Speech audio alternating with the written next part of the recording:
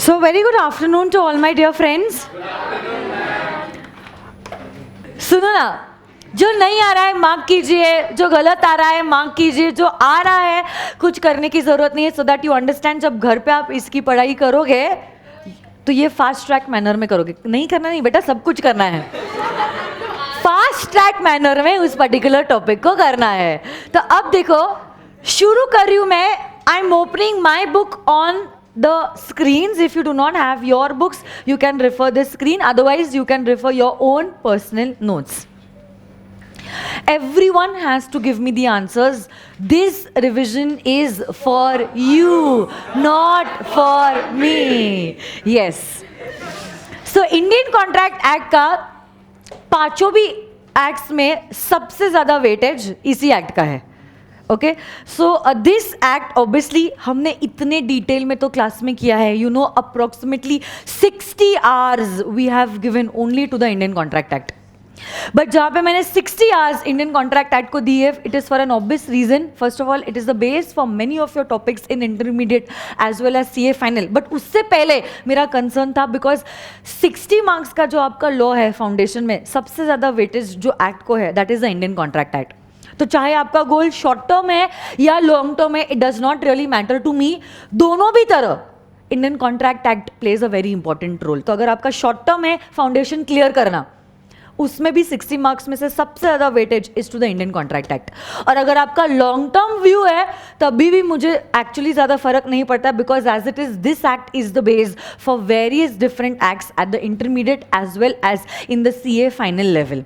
तो वैसे भी theoretically as well as practically this act plays a very important role, and I feel I have given due justice to this particular act. जितना justice देना था मुझे नहीं लगता मुझसे ज़्यादा डिटेल में और कोई भी पढ़ा सकता है. एक एक चीज़ मैंने बताई है और आपसे लिखवाई भी है. तो I think you all should be atleast thorough with the Indian contract act. हमारा कंपनीज एक्ट और LLP का तो रिविजन ऑसम हुआ था, एकदम जोरदार धमाकेदार हुआ था. वैसे ही मैं चाहती हूँ हमारा इंडियन कॉन्ट्रैक्ट एक्ट का भी रिविजन हो जाए, ताकि आपको कॉन्फिडेंस मिले about whatever you have studied in the past so many months that you all are able to recollect. ताकि ऑटोमेटिकली एक उत्सुकता बढ़ती है कि हाँ भाई, इतने महीनों से जो मैं मेहनत कर रहा हूँ कुछ हुआ है, फ़र्क पड़ा है, ध्यान में है और मैं जवाब दे पा रहा हूँ. So it gives you a moral boost. देखो हम लोग मोटिवेशन देते रहते हैं, but sometimes self motivation plays a very important role. In fact self motivation is the best motivation. तो उसकी वजह से जब आप खुद देखोगे ना आपको जवाब देने आ रहा है, आप खुश होगे और आपको ऐसा लगेगा कि हाँ, जो इतनी मेहनत मैंने इतने महीनों से की है, पिछले 4 महीनों से हम लोग लगातार हर रोज़ 1 घंटा लॉ के पेपर को दे रहे हैं, तो आपको लगेगा कि हाँ, जो 4 महीने पहले मैंने किया था अगर मुझे याद है, so I can do it. Yes और no guys? So please answer and be involved in the revision process with me. Starting with the Indian contract act. Yes, 1872. आप मुझे बताओ सेक्शन नंबर 1 किसके बारे में बात कर रहा है? Applicability of the act. This act applies to whole of India except the state of Jammu and Kashmir. So what do you mean by the word contract? Come on, tell me. An agreement enforceable by law is known as a contract. So contract में 2 elements है. सबसे पहले तो क्या agreement का होना जरूरी है? अग्रीमेंट है, plus should this agreement also be enforceable by law. क्योंकि कभी कभार अग्रीमेंट तो बन जाती है बट वो अग्रीमेंट ही रह जाती है, वो कॉन्ट्रैक्ट कभी बनता नहीं है. तो अगर आपकी अग्रीमेंट एनफोर्सेबल बाय लॉ है तभी आपके इस पर्टिकुलर अग्रीमेंट को हम कॉन्ट्रैक्ट मान सकते हैं, हाँ या ना? सो अब सवाल ये उठता है कि ma'am what do you mean by the word agreement? तो अग्रीमेंट जो है वो कहती है every promise and every set of promise forming a consideration for each other is known as an agreement. तो अब agreement में आ गया और एक definition of a word and that is promise. तो promise का क्या मतलब होता है? When one person is making a proposal and the other person is accepting that proposal, a promise is said to have been made. तो offer and acceptance is nothing but it is an agreement. और यही agreement enforceable by law will be known as a contract. So this is very very very very very important. Agreement is equal to offer plus acceptance. और contract is equal to agreement plus enforceability by law, मतलब offer plus acceptance plus enforceability by law is equal to contract. Yes और no guys? Yes. यहां पे मैंने एक chart आपको दिया है, अगर आपको नजर आ रहा होगा.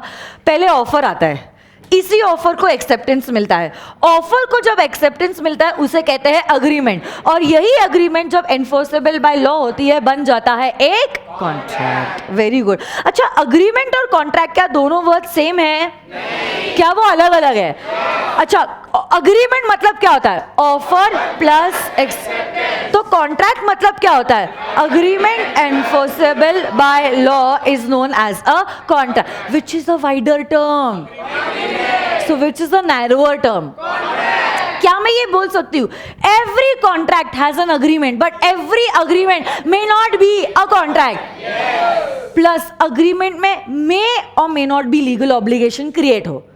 जैसे social डोमेस्टिक अग्रीमेंट्स में लीगल ऑब्लिगेशन क्रिएट नहीं होता है, बट अगर वो कॉन्ट्रैक्ट है तब ऐसे केस में लीगल ऑब्लिगेशन क्रिएट होना ही है. इसमें कोई चैलेंज है ही नहीं. Next, essentials of a valid contract. कोई भी कॉन्ट्रैक्ट को वैलिड करने के लिए क्या सारे रिक्वायरमेंट्स है? अब दो चीजें हैं, एक सेक्शन नंबर 10 के अंदर दिया गया है और दूसरा जो है that are the general things which are required to form a valid contract. पहले जनरल चीजें डिस्कस करती हूँ and then we will go to section number 10. सबसे पहली चीज तो कोई भी कॉन्ट्रैक्ट को वैलिड होने के लिए कितने पार्टीज लगते हैं? क्या ये दो लोग नेचुरल हो सकते हैं? आर्टिफिशियल हो सकते हैं? क्या combination of both natural as well as artificial persons हो सकते हैं? नेक्स्ट मुझे बताओ, क्या इसी अग्रीमेंट में should there be an intention to create a legal obligation? तो अगर ऑफर और एक्सेप्टेंस है, अग्रीमेंट तो बन गया, बट अगर ये ऑफर और एक्सेप्टेंस सोशल है या डोमेस्टिक है, क्या वो अग्रीमेंट ही रह जाएगा? वो कॉन्ट्रैक्ट नहीं बनेगा. क्यों नहीं बनेगा? Because there is no intention to create a legal obligation. याद आ रहा है विराट एंड अनुष्का? याद आ रहा है वो चाय वाला example, Katrina and Salman? Yes. Other formalities, कभी कभार कुछ कॉन्ट्रैक्ट्स ऐसे होते हैं जिनमें कुछ फॉर्मेलिटीज को कंप्लाई करना नेसेसरी होता है, जैसे कि रजिस्ट्रेशन कंपलसरी है, राइटिंग में होना जरूरी है, साइंड होना जरूरी है. अगर ये चीजें प्रेजेंट नहीं है, कॉन्ट्रैक्ट भी वैलिड नहीं है. सर्टेनिटी ऑफ मीनिंग, टन्स, वो ऑयल का एग्जांपल याद है? Give me 1 litre of oil. कौन सा ऑयल ना? So basically the term should not be vague, वो क्लियर होना जरूरी है. Next, possibility of performance. जो चीज आप प्रपोज कर रहे हो that thing should be possible to perform. तो अगर मैं आपको कह रही हूँ I will give you 5 lakhs if you make this dead person alive, is it possible? Will our contract be considered valid और void ab initio? Very good. Next, अगला जो प्रोविजन है वो बात करता है सेक्शन नंबर 10 के बारे में. Section 10 is talking about all the essential elements for a valid contract. सबसे पहले बात तो देखो, आपने पढ़ा है, आपने अभी कहा भी है, an agreement enforceable by. Agreement के लिए should there be a valid offer, should there be a valid acceptance. तो मतलब अग्रीमेंट का क्या होना जरूरी है कॉन्ट्रैक्ट बनने के लिए? क्या कंसेंट का फ्री होना जरूरी है? सबसे पहली बात तो फ्री कंसेंट बोलो, उसके पहले there should be consensus ad. What do you mean by consensus ad idem? Thinking about the same thing in the same sense at the same time. Consensus ad idem तो होना जरूरी है, plus consent होना जरूरी है, और ये consent free होना जरूरी. 5 केसेस में आपका कंसेंट फ्री नहीं होता है. कौन से 5 cases? Undue influence, fraud, miss representation and mistake. अच्छा, यहाँ पे बताओ तो कॉन्ट्रैक्ट कैसा होता है? Valid, void, voidable. क्या होता है? Voidable eight the option of the aggrieved party. But contract valid नहीं होता. क्यों वैलिड नहीं होता? क्योंकि कंसेंट फ्री नहीं है. क्या कॉन्ट्रैक्टिंग पार्टीज में कैपेसिटी होना जरूरी है? सेक्शन 10 कहता तो है कैपेसिटी होना जरूरी है, बट कैपेसिटी के बारे में बताया गया है section number 11. When is a person considered to be capacitated to contract? 1, major sound mind, not disqualified by law. So basically a minor, a person of unsound mind and a person disqualified by law is not capable of entering into contracts. क्या consideration का होना necessary है? So no consideration. Consideration का Latin phrase बताओ. Quid pro quo, जिसका क्या मतलब होता है? Something in return. कंसिडरेशन होना तो नेसेसरी है, plus should your consideration also be lawful in nature. Consideration be lawful and plus object be lawful. So both things have to be legally allowed, even your consideration as well as your object. तो कल जाके मैं आपको कहती हूँ, मैं आपको 1 लाख रुपए दे दूंगी if you kill Mr. A. Yes, void ab initio, because our object is not legally allowed. It is prohibited under the IPC Act. किसी का खून करना, मर्डर करना, हाँ या ना? Yes. And your contract should not be a one which is expressly declared to be void. Expressly declared as void मतलब law ने प्रोहिबिट किया है, फॉरबिडन किया है ये चीज करना, तो आप ऐसे कॉन्ट्रैक्ट्स एंटर नहीं कर सकते. Next, types. On the basis of enforceability, क्या आप कॉन्ट्रैक्ट्स के टाइप्स मुझे बता सकते हो? बोलो. Valid, void, voidable, illegal, unenforceable. वापस से बताओ तो.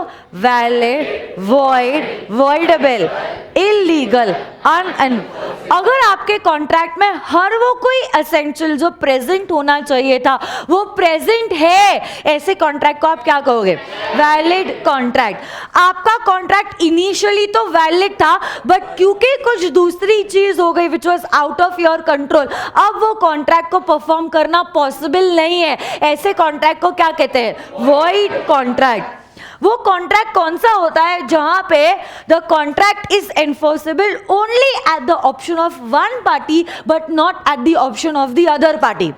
वॉइड एबल कॉन्ट्रैक्ट, नाम में लिखा है voidable, voidable, able to be void. तो अगर आप कोई एक्शन नहीं लेते हो, क्या वो कॉन्ट्रैक्ट वैलिड है?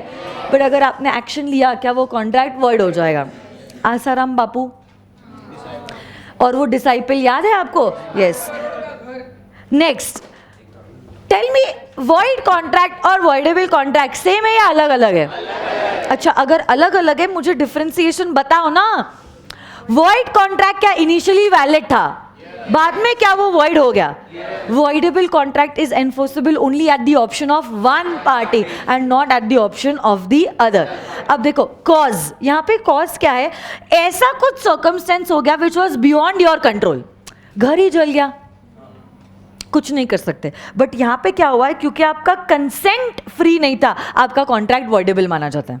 कंसेंट फ्री कब नहीं होता है? याद है ना? Coercion, undue influence, fraud, misrepresentation and mistake. Performance, void contract cannot be performed, cannot be performed, cannot be performed.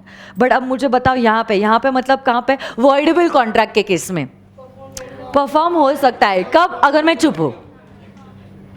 able to be void ना, तो अगर मैं चुप हूँ वो परफॉर्म हो सकता है, बट अगर मैंने एक्शन लिया तो वो परफॉर्मेंस पॉसिबल नहीं है फिर, क्योंकि वो तो void हो जाएगा ना, और void कॉन्ट्रैक्ट परफॉर्म नहीं किए जा सकते. यस और no guys? Yes. Next, illegal contracts. Actually illegal contracts नहीं कहोगी, उससे ज्यादा apt word would be illegal agreements, क्योंकि वो कभी कॉन्ट्रैक्ट्स बनेंगे ही नहीं. यस और नो गाइज? तो अगर ऐसा कोई आपने कॉन्ट्रैक्ट किया है which law is forbidding, forbidding मतलब प्रोहिबिट करना, बैन करना, तो आपका ये जो अग्रीमेंट है that is going to be illegal in nature. अच्छा, वॉइड अग्रीमेंट और इलीगल अग्रीमेंट सेम है या अलग अलग है? अच्छा, void agreement may or may not be illegal, but illegal is always void. सही या गलत?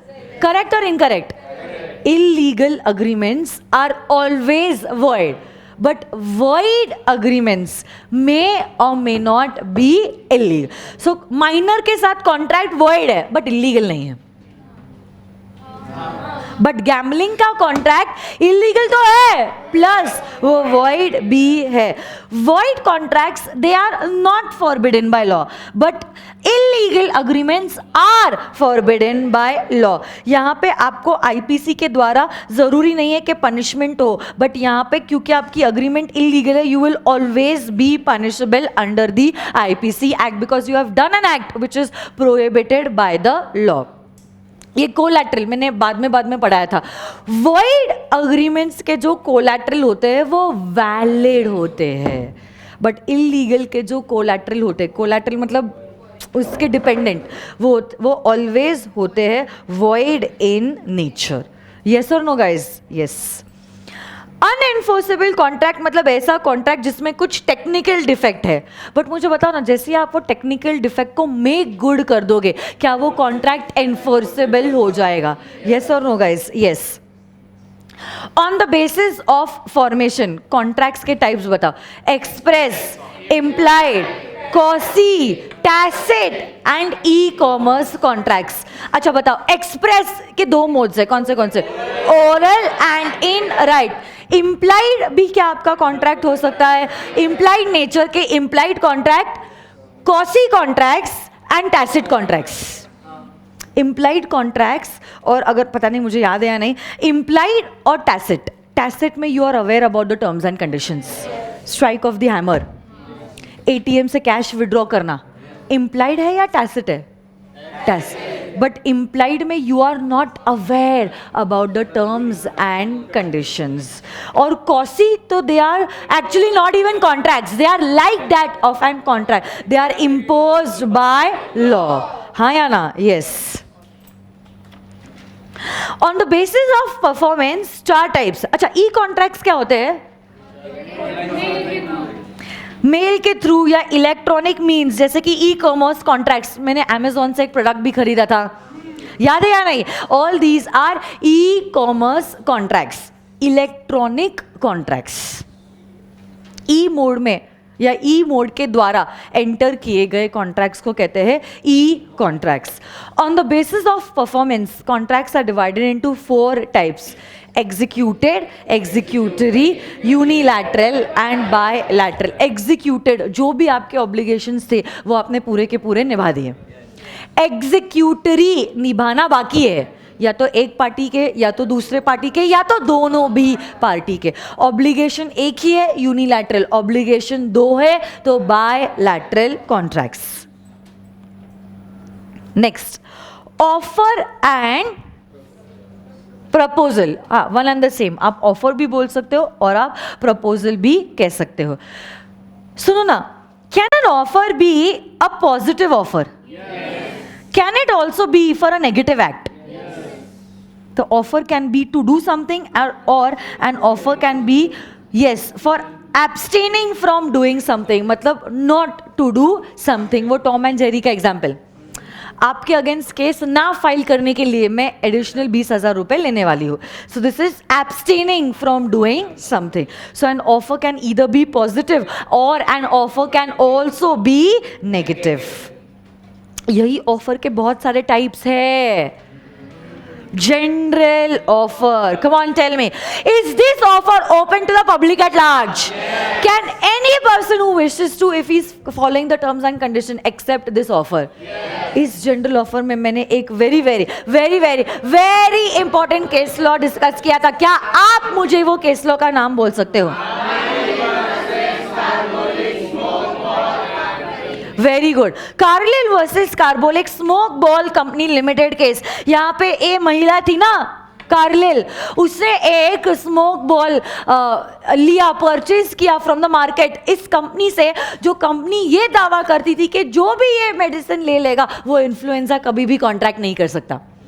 उसने सारे टर्म्स एंड कंडीशंस कंप्लाई किए, but unfortunately she contacted that influenza. So she sued that company for the reward.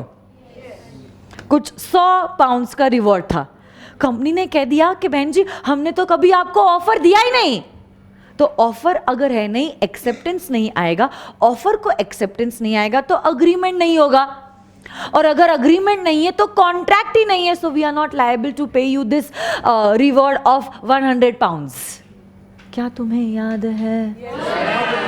Case किसके favour में था, company या कार्लिल? क्योंकि क्या यहाँ पे कंपनी ने दिया था एक जनरल ऑफर, और इसी जनरल ऑफर को क्या ये एक्सेप्टेंस मिला? Yes. Next, can an offer also be a specific offer? Specific can be 1-to-1 or 1-to-many, मतलब a group of individuals, but as it is does not really matter, it is not open to the public at large. हाँ या ना? Cross offer, cross offer मतलब क्या? When two identical offers are exchanged in ignorance of each other's offer, it is known as a cross offer. What do you mean by a counter offer? Offer के बदले में offer देना is known as a counter off. वो T shirt खरीदने के लिए आपने bargain किया था, हाँ या ना? Standing offer means an offer which is open for a period of time for acceptance. ऐसे ऑफर को क्या कहते हैं? Standing offer. तो मुझे बताओ 5 टाइप के ऑफर्स कौन से हैं? General, special, cross, counter and standing. वापस से एक आवाज में सबको बोलना है, बोलो. General, special, cross, counter, standing offer. Very good. Essentials of a valid offer. सबसे पहली बात तो जो आप ऑफर देते हो, it must be capable of creating a legal intention. अगर आपने ऐसा कोई ऑफर दिया है which is not intending to give rise to a legal obligation, it can not be regarded as a valid proposal made. Social हो सकता है या डोमेस्टिक भी हो सकता है. जैसे सर ने मुझे वादा किया कि आज शाम को घर पे आते आते ही will gift me a diamond necklace.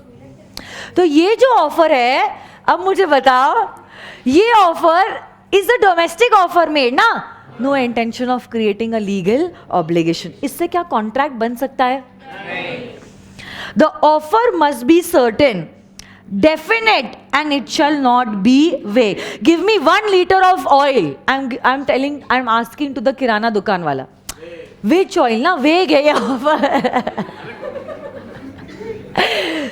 हाँ या ना? It could be coconut oil, it could be cooking oil, it could be, हाँ fine, it could be hair oil, मतलब भी वो coconut oil, ठीक है? The offer must be communicated. Very very very very very important. अगर offer के बारे में आपको पता नहीं है, जो ऑफर के बारे में पता नहीं, उसका एक्सेप्टेंस नहीं मिल सकता. याद है आपको वो लालवन शुक्ला वर्सेस गौरी दत्त का केस?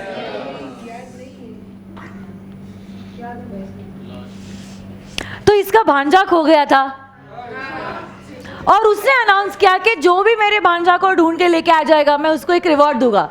इत्तेफाक की ऐसी बात थी कि लालमन शुक्ला जो उनके नौकर थे वो उसी दिन वहां पे रेलवे स्टेशन से गांव जा रहे थे जहां पे उसको गौरी दत्त जी का ये भांजा मिला. अब ऐसे केस में वो भांजे को घर पे छोड़ के आता है, वापस गांव के लिए निकल जाता है. तब बाहर बाकी के सर्वेंट्स बोलते तुझे रिवॉर्ड नहीं लेना क्या? That time he came to know about the reward. Is he entitled to get the reward?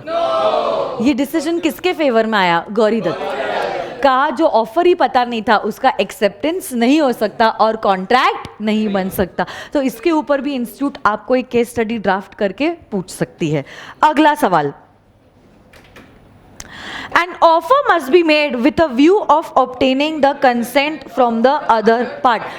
मैं सिर्फ बोल रही हूँ, मैं सोच रही हूँ कि मैं ये जैकेट आपको बेच दूँ, मैं सोच रही हूँ, cannot be constituted as a valid offer made.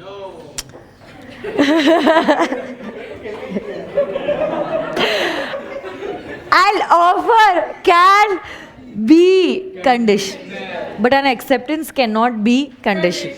So I want to rent my house only to a vegetarian family. अब बाकी बोलोगे, तुम नहीं बोलोगे. So an offer can be conditional. An offer should not contain a term, the non-compliance of which would amount to an acceptance. तो आप ऐसा offer नहीं दे सकते कि अगर तुम्हारा रिप्लाई नहीं आया तो मैं मानूंगा आपने एक्सेप्ट कर लिया है. सो ऐसा पॉसिबल नहीं है. ऑफर जो है ऑब्वियस सी बात है, अभी मैंने टाइप्स में पढ़ा है, इट कुड बी जनरल और इट कुड बी स्पेसिफिक. अगर आपका ऑफर स्पेसिफिक है, only that person can accept that offer to whom you have made this special offer. The offer can be expressed or it can be implied. And offer has to be distinguished from an invitation to offer. Invitation to offer और offer same है या अलग अलग है? अच्छा, जब आप invitation to offer देते हो उसके बदले में क्या मिलता है? ऑफर के बदले में क्या मिलता है? तो इन्विटेशन टू ऑफर जब होता है, can you reject that particular invitation? But offer को एक बार एक्सेप्टेंस मिल गया, क्या कॉन्ट्रैक्ट बन गया? अब रेवोकेशन पॉसिबल नहीं. इसी इन्विटेशन टू ऑफर के बारे में मैंने बहुत सारे एग्जाम्पल्स आपको डिटेल में क्लास में पढ़ाए थे, बट ये 4 एग्जाम्पल्स जो मैंने बुक में दिए वो मैं रीड करना चाहती हूँ, क्योंकि इंडिविजुअली चारों पे भी institute case study based question आपको पूछ सकता है. जैसे कि यहाँ पे देखो, an invitation by a company to the public to subscribe for the securities. मैंने एसपीसी के प्रोस्पेक्टस के बारे में आपको एग्जाम्पल दिया था. मेरा एक पूरा सेशन ही घंटे का ये 4 एग्जाम्पल के पीछे गया था. याद है आपको? एसपीसी का प्रोस्पेक्टस, इन्विटेशन आया, अलॉटमेंट किया. प्रोस्पेक्टस देना is not an offer, it is an invitation to an offer. Intermediate में जब मैं पढ़ाने वाली हूँ ना प्रोस्पेक्टस का चैप्टर, उसकी शुरुआत ही होगी with this topic that prospectus issue करना is not an offer, it is an invitation to an offer. Displaying of goods for sale in a window shop. Invitation to offer. Plus auction sale का advertisement देना. इस पे case law भी मैंने discuss किया था. आपने एडवर्टीजमेंट दिया था न्यूज़पेपर में कि इस तारीख को इतने बजे इस जगह पे ऑक्शन होने वाला है, और इसी एडवर्टीजमेंट को पढ़ के a person had come but unfortunately वो ऑक्शन कैंसिल हो गया था. So he claim for damages. Can he get the damages? Why? Because that advertisement was only an invitation to and off. Auction में जो bids होते हैं वो offer, और strike of hammer से जो होता है that is an acceptance. And quotation of prices sent in reply of a query regarding price is also an invitation to an offer. तो कल जाके आप बिग बाजार में चले गए, आपने बहुत सारे सामान आपने अपने बास्केट में रखा. Can that cashier reject the goods that you have selected? Because आपने जो किया है दैट इज एन इन्विटेशन. हाँ, उन्होंने जो किया है that is an invitation to offer. आप जो कर रहे हो that is an offer, and offer can be rejected. Yes और no guys? Yes. Acceptance. What do you mean by the word acceptance? ये डेफिनेशन सब लोग प्लीज साथ में पढ़े. When the person to whom the proposal is made signifies his assent thereto. Proposal is said to be accept. The proposal when accepted becomes a promise.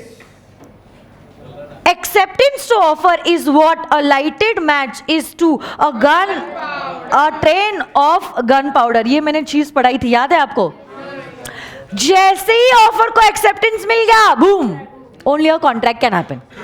अब revocation possible नहीं है. Revocation कब possible है? Only before we have got the acceptance. Accept कौन कर सकता है? वही पर्सन एक्सेप्ट कर सकता है जिसको ऑफर मिला. So acceptance can be made only by the person to whom the offer is made.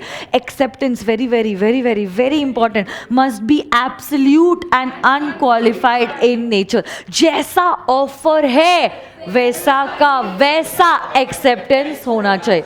It can not be qualified in nature, it has to be unqualified in nature. Acceptance obviously has to be communicated. अगर आपने acceptance को communicate नहीं किया है, अ contract can not happen. एक example भी मैंने आपको दिया था. इसमें क्या हुआ था, ये जो रेलवे का मैनेजर था उसने ऑफर के अग्रीमेंट पे एक्सेप्टेड लिख दिया और ये कॉन्ट्रैक्ट को अपने ड्रॉअर में रख दिया. How will the other party understand that he has accepted the offer? It cannot be constituted as a contract. Why it cannot be constituted as a contract? Because acceptance was not communicated. Acceptance must be in the prescribed mode. जो mode आपने prescribe किया है उसी mode में आपको acceptance देना होगा. अगर कोई भी मोड प्रिस्क्राइब नहीं है, whatever is reasonable in that case, ऐसे मोड में आप एक्सेप्टेंस दोगे. Acceptance has to take place within the specified time limit, and where there is no time limits specified, it has to take place within reasonable period of time. Mere silence cannot amount to acceptance. Mere silence cannot amount to acceptance. Acceptance भी express हो सकता है और वो implied भी हो सकता है. तो जैसे ही बस आई आप बैठ गए, it is an implied acceptance. Communication of offer, communication of acceptance, revocation of offer and revocation of acceptance. बहुत सारे स्टूडेंट्स हैं, इनको ये कॉन्सेप्ट में दिक्कत आती है. तो जो पीपीटी मैंने समझाते वक्त समझाए थे वही पीपीटीज को रेफर करते हुए मैं आपको वापस रिवाइज करवाने वाली हूँ. पहला वाला concept is very easy, communication of offer. अरे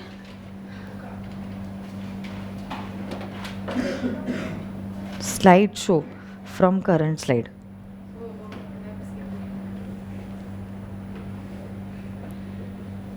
Okay. So there is an offeror and there is an offeree. सुन रहे हो क्या आप? इसी ऑफरर ने ऑफरी को ऑफर किया कि क्या तुम मेरी गाड़ी 5 लाख में खरीदना चाहते हो, और यही ऑफर दिया गया था थ्रू अ लेटर.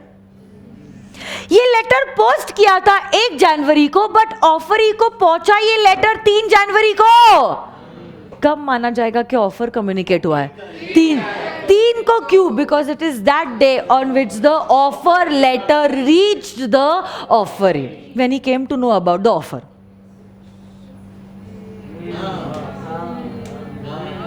हाँ या ना? Yes. So it is 3rd January which will be regarded as the date of communication of offer. Why? Because it is this date on which the offeree comes to know about the offer. तो जिस दिन offeree को offer के बारे में पता चलता है उसी दिन को माना जाएगा as if the communication of offer has been completed. इसी ऑफर को अगर हम रिवोक करना चाहते हैं, इसी ऑफर को अगर हम रिवोक करना चाहते हैं तो हम क्या कर सकते हैं? अब देखो हुआ क्या है, आपने ऑफर लेटर 1 जनवरी को पोस्ट किया है, यही ऑफर लेटर 3 जनवरी को रीच हुआ है. ऑफरी ने, सुनो ना, ऑफरी ने क्या किया है? आधा क्यों है? इसी ऑफरी ने एक्सेप्टेंस का लेटर 5 तारीख को भेजा. 1 तारीख को ऑफर लेटर पोस्ट हुआ है, 3 तारीख को ऑफर लेटर ऑफरी को पहुंचा है, 5 तारीख को एक्सेप्टर ने एक्सेप्टेंस का लेटर पोस्ट किया है, और यही पोस्टेड लेटर 6 तारीख को ऑफर और को पहुंचा है. यस और नो गाइस? कुछ गलत हुआ है क्या? कैसे? पहले कैसे सही था फिर? नहीं, बराबर है ना. 5 तारीख को यही ऑफर लेटर जो है किसने पोस्ट किया है? ऑफरी ने पोस्ट किया है ऑफर और को. बट सुनो ना मेरी बात, ऑफर का लेटर पहुंचने के बाद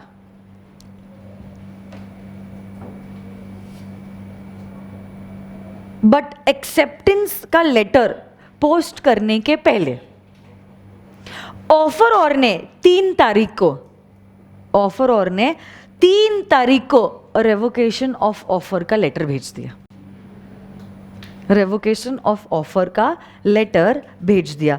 अब यही लेटर जो है ना रेवोकेशन का, वो पहुंचा ऑफरी को 6 तारीख को. कुछ समझा है क्या हुआ क्या है? 1 तारीख को ऑफर का लेटर भेजा, 3 तारीख को यहाँ पे लेटर पहुंचा, इसने एक्सेप्टेंस का लेटर 5 तारीख को भेजा. मीन टाइम इसने ऑफर को रिवोक करने का लेटर 3 तारीख को भेजा, जो उसको पहुंचा 6 तारीख को. हाँ या ना? पहला क्वेश्चन,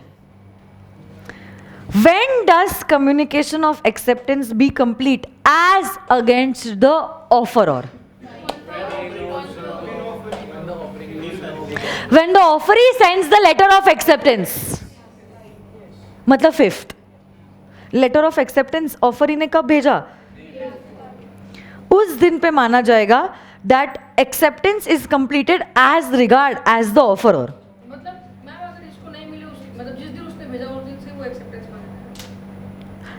5 तारीख को जब लेटर भेजा ऑफरी ने, वो दिन माना जाएगा as if acceptance is complete as regard as the offer.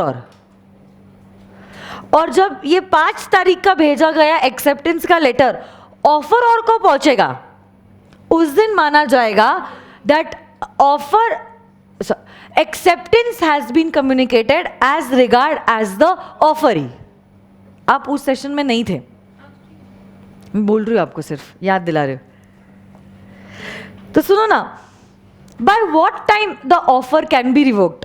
Offer can B revoked before 5th। Why before 5th? Because 5th is the date on which the acceptance will be complete as regard as the offeror. तो offeror के against acceptance complete हो उसके पहले आपको revocation करना होगा, क्योंकि एक बार ऑफर को एक्सेप्टेंस मिल गया सिर्फ कॉन्ट्रैक्ट हो सकता है, अब रेवोकेशन पॉसिबल नहीं है। वैसे ही एक्सेप्टेंस कब तक रिवोक हो सकता है? एक्सेप्टेंस कब तक कंप्लीट हो सकता है? किसको लेटर नहीं मिल रहा है? ऑफर और को एक्सेप्टेंस लेटर नहीं मिल रहा है, तब तक एक्सेप्टेंस रिवोक हो सकता है। बराबर ना? जिस दिन एक्सेप्टेंस का लेटर ऑफर और को मिल गया, अब ऑफरी एक्सेप्टेंस को रिवोक नहीं कर पाएगा। यस और नो गाइस? यस। ये कॉन्सेप्ट फिर भी आप घर पे और एक बार पढ़ लेना, क्योंकि आपको मुश्किल जा रहा है। कंसिडरेशन, ये कंसिडरेशन चैप्टर खत्म करने के बाद ही छोड़ूंगी मैं आपको। सोच रही थी यूनिट 3 भी हो जाए, but I don't think so it is going to be possible. कोई बात नहीं, पर जितना हुआ उतना सही। Let's see. हर्षद सर जब तक आते हैं तब तक हम कंटिन्यू करते हैं ना। Consideration, can you tell me what is the Latin word for consideration? Quid pro quo. Quid pro quo का क्या मतलब होता है? Something in writ. यही consideration can be to do something, or it can also be from abstaining from doing something. So consideration can be positive, it can also be negative. Consideration must move at the desire of the promise, but it may move at the desire of the promise. Consideration can be executed or execute. In fact, consideration can be past, present or even future. India में past consideration is allowed, which is not allowed under British law. But consideration in India can either be past or present or even future. Consideration need not be adequate. It can also be inadequate. ये jacket 5,000 का है, but मैं आपको 2,000 में बेचना चाहती हूँ। मुझे प्रॉब्लम नहीं है, आपको प्रॉब्लम नहीं है, क्या लॉ मेकर्स को प्रॉब्लम होना चाहिए? नहीं। Consideration need not be adequate, it can also be inadequate. Consideration can not be for a thing which you are legally bound to perform. Legally कोई चीज करना अगर आपकी ड्यूटी है, इसके लिए हम एडिशनल कंसिडरेशन नहीं मांग सकते। Consideration must always be real, it can not B illusionary. Illusionary मतलब काल्पनिक, it has to always be real. So I cannot give you consideration for discovering treasure by magic. Next, consideration must not be unlawful, must not be immoral, must not be opposed to public policy. So basically, consideration shall always be lawful, it shall always be moral, and it shall not be opposed to public policy. ये एक doctrine है, doctrine of privity of contract. Only a party to a contract can sue upon it. A stranger to a contract has no rights upon it. But इसी general rule के क्या कुछ exceptions है? क्या क्या एक्सेप्शंस है? 1, yes, you are a party to a trust, you are a beneficiary to a contract. Chinnaiya versus Ramaiya, याद है आपको? अब इसमें मासी जो थी, मतलब aunty, she was getting consideration. But contracting parties were माँ and बेटी, mother and daughter. मासी तो third party थी, but was she a beneficiary to the contract of mummy and बेटी? Can she sue? Yes or no? Family settlement का अगर कोई contract है, मैरिज का कॉन्ट्रैक्ट है जिसकी वजह से फीमेल मेंबर को कुछ बेनिफिट मिल रहा है in an Hindu undivided family, even the female member can now file a case to get her share. Yes और नो गाइज? यस. कोई ऐसा अरेंजमेंट किया है, याद है करीना और करिश्मा का एग्जाम्पल दिया था, जिसके द्वारा आपको कुछ बेनिफिट्स मिल रहे हैं, even if you are a beneficiary you can file a case against it. Acknowledgement और एस्टॉपल, आपने कहा है वो पार्टी को that you are holding money on behalf of somebody else. Acknowledgement हुआ है.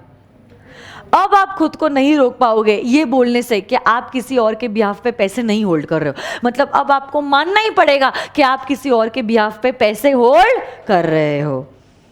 इन case of a covenant running with the land, mister Bean का example मैंने दिया था, 99 ईयर्स का लीज, आपने उसको सब लीज किया, मतलब बीन ने अपनी गर्लफ्रेंड को सब लीज किया. जो रेवेन्यू गवर्नमेंट को जा रहा था अब क्या बीन की गर्लफ्रेंड को देना पड़ेगा? Yes. Though original contract was between government and Mr. Bean, but now because you have transferred this lease to your girlfriend, now she will have to continue paying the amount to the government. And last was contracts entered through an agent.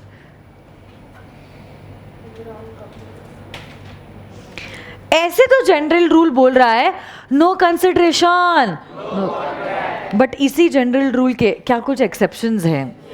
क्या आप मुझे इसकी memory technique बता सकते हो? Yes. Past में जो आपने टाइम पास के लिए लव किया था, जिसमें आपको गिफ्ट में इसी बेल का अब आप क्या करोगे? एजेंट के द्वारा चैरिटी में दे दोगे. Past is for past voluntary serve. Time is for time but dead. Love is for natural love and affect. Gift is for completed gift. Bell is for agency and charity is for charity. ये 7 type of contract में even if there is no consideration, still will the contract be considered as a valid contract? Yes or no guys? Yes. So this would be all for today. Unit number 3 and 4 I will revise tomorrow. Is that fine with you all? कि 3 complete कर दूँ? Okay. 3 and 4 together will be revised tomorrow. Thank you very much. See you all tomorrow.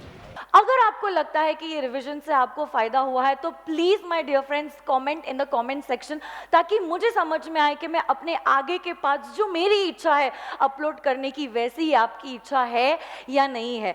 साथ ही साथ अगर आप subscribe button दबा के ये बेल आइकन दबा देते हो तो इसके बाद के सारे वीडियोस जो मेरे रहेंगे वो आप मिस नहीं करोगे. And please my dear friends आप इस वीडियो को लाइक जरूर करना, क्योंकि लाइक करने से मेरा उत्साह जो है वो बढ़ता है और मुझे मोटिवेशन देता है ऐसे और वीडियोस अपलोड करने के लिए. And the last request to you all, please do share this video, क्योंकि अगर आप शेयर करोगे तो नॉलेज बढ़ेगा और नॉलेज बढ़ने से और बढ़ाने से आपको दुआएं मिलेगी, जिसकी हमें सबसे ज्यादा जरूरत है ना. एग्जामिनेशन 1 महीने के बाद है, तो please do share this video. And the last thing that I would like to tell you all is thank you very much मुझे इतना साथ देने के लिए, मुझे इतना प्यार देने के लिए, मेरे हर वीडियो को लाइक और शेयर करने के लिए. I love you all very very much. So thank you my dear friends and all the best. Stay inspired, stay blessed. Love you all. Thank you.